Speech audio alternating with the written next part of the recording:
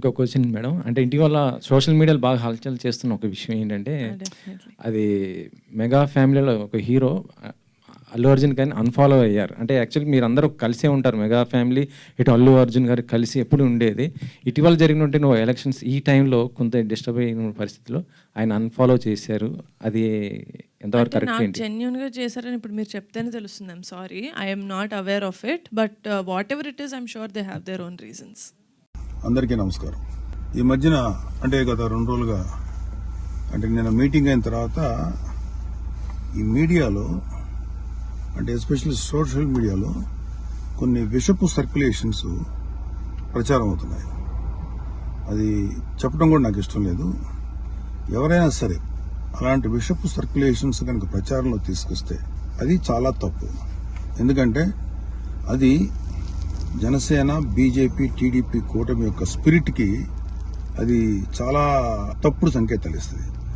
అది ఎవరు చేసినా సరే దయచేసి గుర్తుపెట్టుకోండి. అది ఎవరు చేసినా దాన్ని బ్యాక్ వెళ్ళి సోర్స్ ఏంటో పట్టుకొని తగిన విధంగా మీకు బుద్ధి చెప్పాల్సి ఉంటుంది.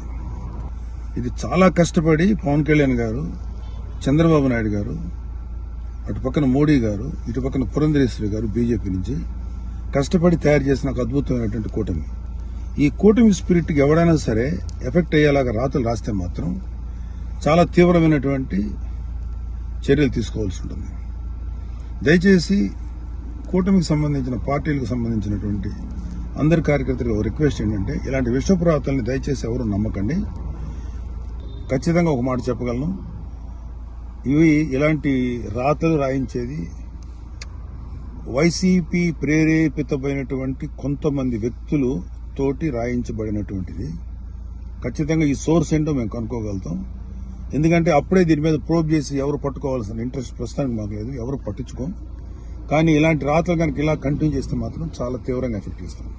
చాలా తీవ్రమైన చర్యలు తీసుకోబడతాయి. ఇప్పటికే సోషల్ మీడియాలో వాట్సాప్లో సర్క్యులేట్ అవుతుంది, నాకు కూడా వచ్చింది. ఫస్ట్ పాయింట్, ఖబర్దార్ ఇలాంటివి కనుక మీరు ప్రచారం చేస్తారు. వైసీపీ విషపు కూరల సంబంధించినటువంటి పనికిమాల ప్రచారాలని దయచేసి నమ్మకండి.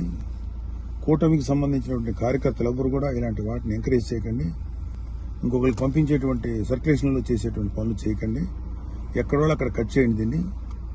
కూటమి స్పిరిట్కి దెబ్బ. ఎందుకంటే ఈ కూటమి 3 నాయకుల కష్టంతో చేసినటువంటి ఒక కూటమి.